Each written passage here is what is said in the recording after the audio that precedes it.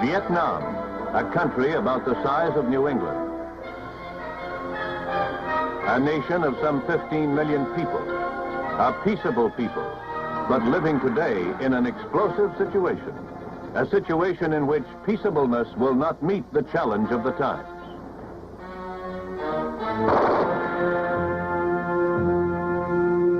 For in Vietnam, a hidden war rages, a twilight war in which the friendly farmer in the next field may become at day's end a murderous enemy.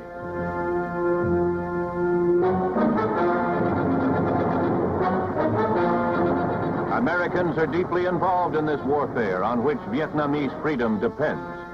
They come as friends, helpers, advisors.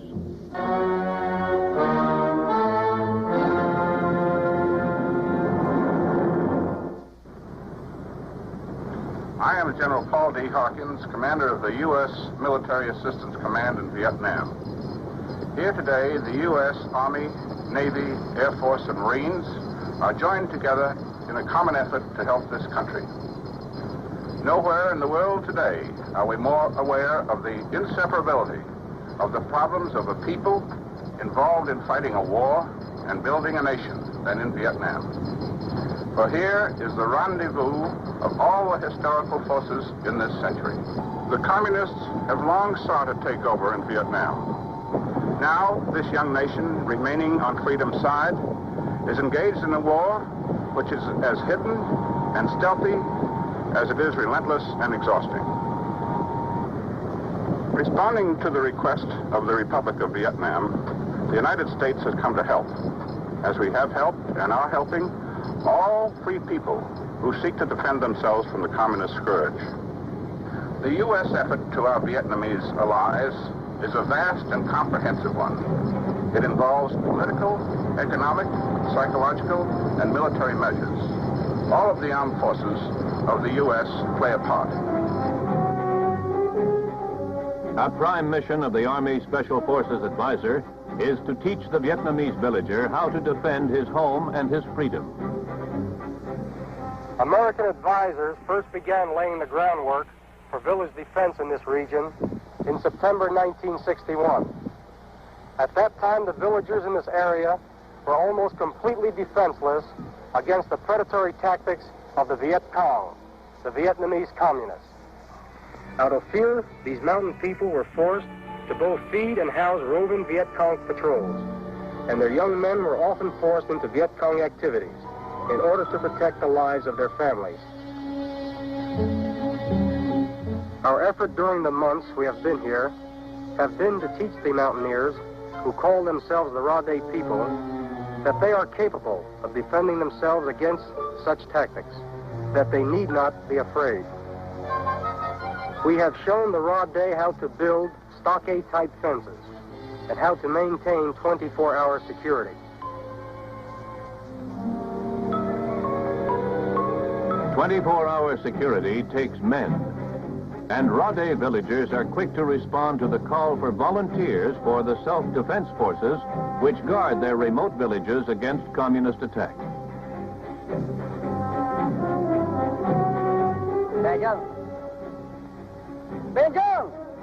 Leadership must come from the Vietnamese themselves. It is one of their own who acquaints them with the group discipline so essential to combat effectiveness. They learn, as do recruits the world over, how to work together.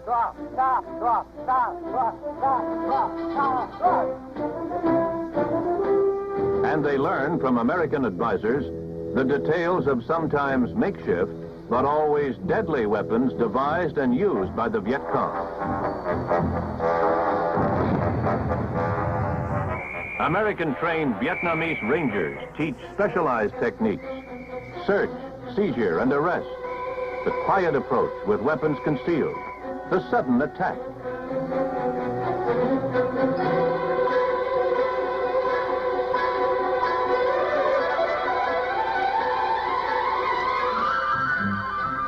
After a training exercise, the Special Forces advisor may offer suggestions through an interpreter. There's just one point I want to stress. Some carry their weapon down like this.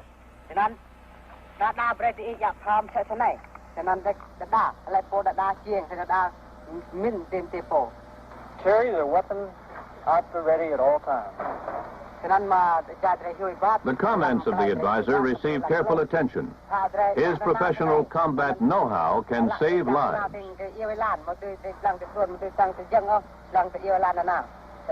Where their eyes are, so is the muzzle of their weapon.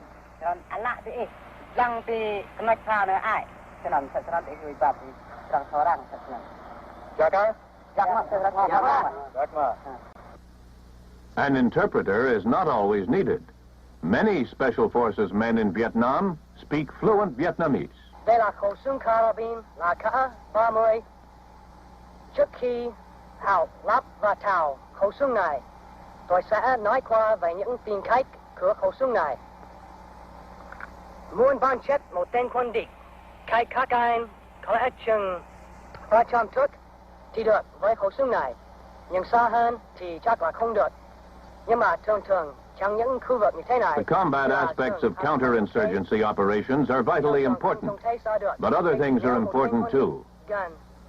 Civic action is one of these. To be effective, the military must have the support of the people, and soldier teams working in villages and fields with the peasant people help to overcome a traditional distrust of government forces by rural Vietnamese. The soldiers help. They are friends. The communists do not help. The conclusion is obvious. Another aspect of civic action in Vietnam comes into play when highly trained Special Forces medics and their Vietnamese counterparts bring their willing help to the people of remote areas. This too has been important in winning the support and goodwill of the people. American advisors and Vietnamese soldiers help too in a nationwide drive to give isolated communities security against communist terrorism and extortion. It is called the strategic village concept.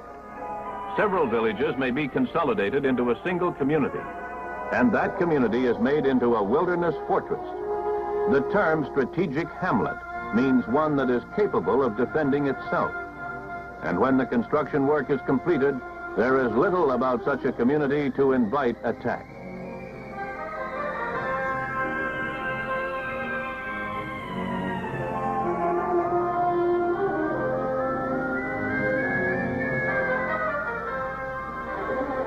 Regularly, practice alerts are held. When the drum sounds, every woman and child has a place to hide. And every man an assigned post to defend.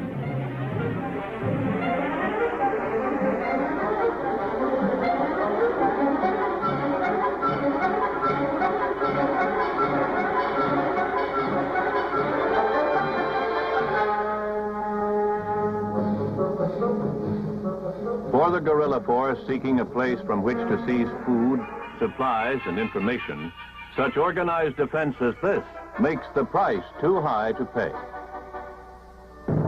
At the All Clear, life returns to normal. With American advice and their own courage and determination, they have made their homes secure. And outside the village, they put up a sign which says, in effect, "Attention, Viet Cong, no more rice, no more hiding place for you here. Keep out." But all the bravery in the world won't win a war from behind a stockade fence. The fight must also be taken to the enemy. Frequent raids and patrols by Vietnamese counter-guerrilla troops do just that.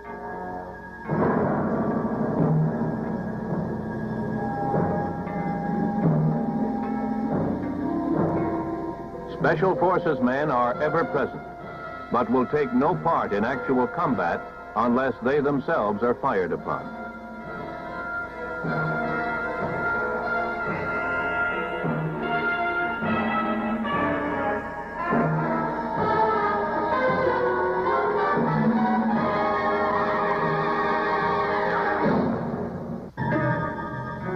These troops have nothing to learn from Americans about jungle living, but they do need the help of modern tactics and weapons, for their enemy is skilled in the use of both.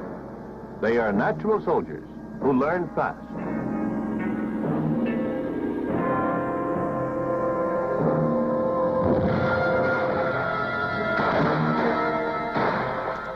The communist guerrilla is finding out that there are fewer and fewer places to hide in the jungles of Vietnam.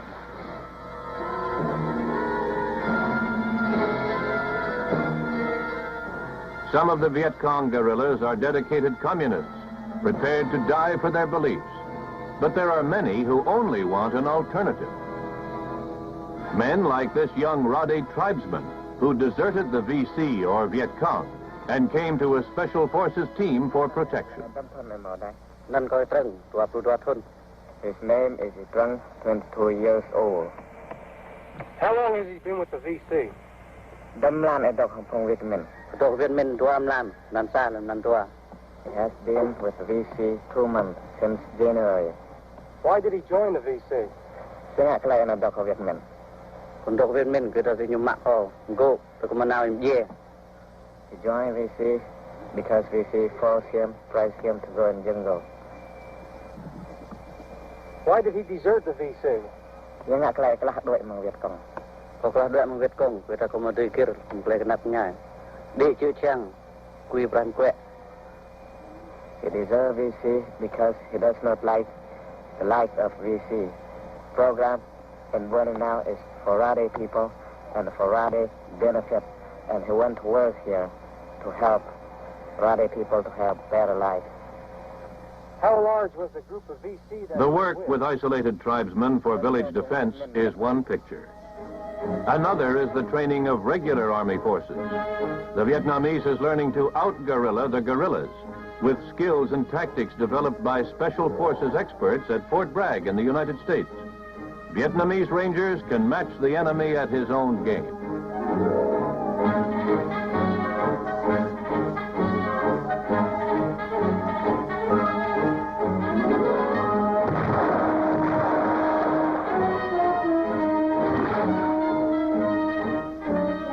Other important specialized training comes from American Air Commandos, who acquaint Vietnamese pilots with the versatile and potent arsenal of airborne firepower at their disposal.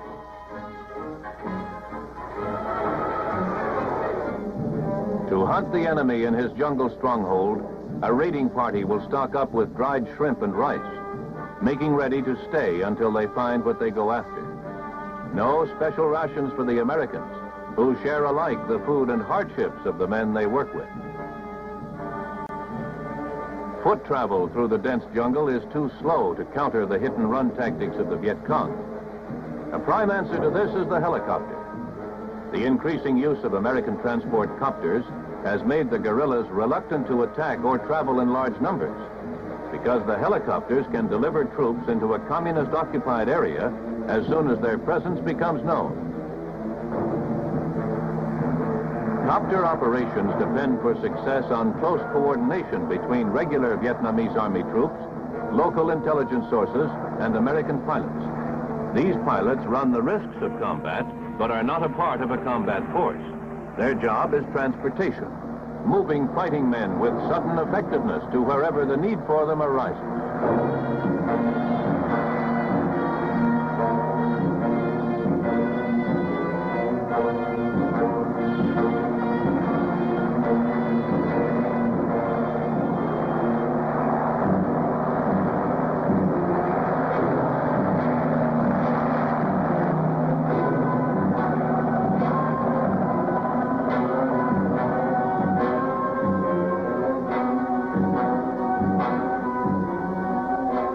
Again, on large-scale raids against remote guerrilla strongholds, the American advisor is on hand. But he will leave the actual combat entirely to the Vietnamese, never forgetting that he is here only to give help and advice. The technique is effective. Surround in silence and attack with sudden violence.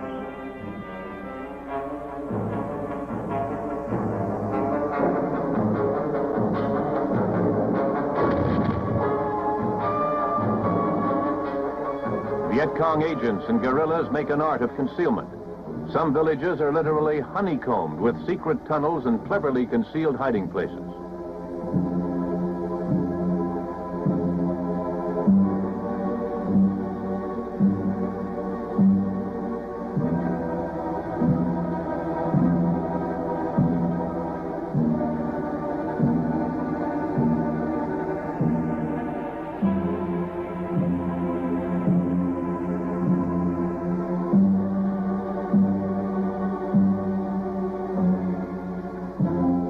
Experience, intuition, thoroughness.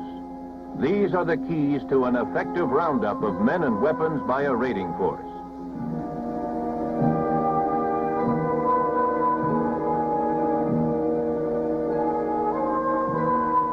Counter-guerrilla activities receive most of the notice in the fight for freedom in Vietnam. But the forces and techniques of conventional warfare cannot be ignored, and they are not. Large-scale conventional warfare exercises reflect the knowledge that the moment conventional science and tactics are neglected, guerrillas with communist sources of supply outside Vietnam may convert to full-scale modern warfare. A well-trained and well-armed conventional force kept at the ready ensures that this possibility will remain remote. Fighter planes of the Vietnamese Air Force support ground actions and hold complete control of the sky. Fully mechanized, highly maneuverable conventional forces are essential, both as a deterrent to aggression and as a key to successful counteraction should the deterrent be ignored. American equipment and training are providing the instant communications essential to modern war. Communications to coordinate military movement, transmit intelligence, direct firepower on a moment-to-moment basis.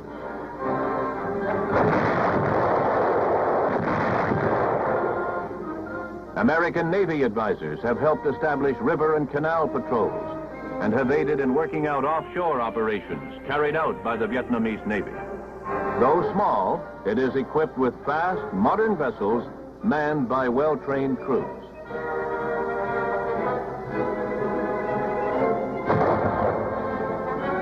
Rounding out the Vietnamese armed forces, Vietnamese Marines use techniques and equipment proven by the United States Marine Corps to give dramatic evidence that, like their American counterparts, they are not only ready, but able.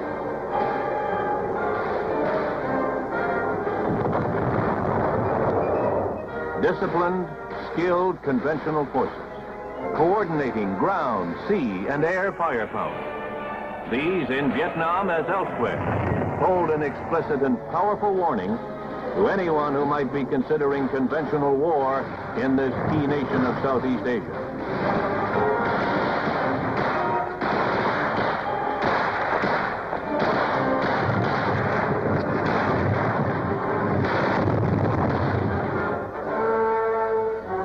So, in Vietnam, the vital work of the advisors goes on.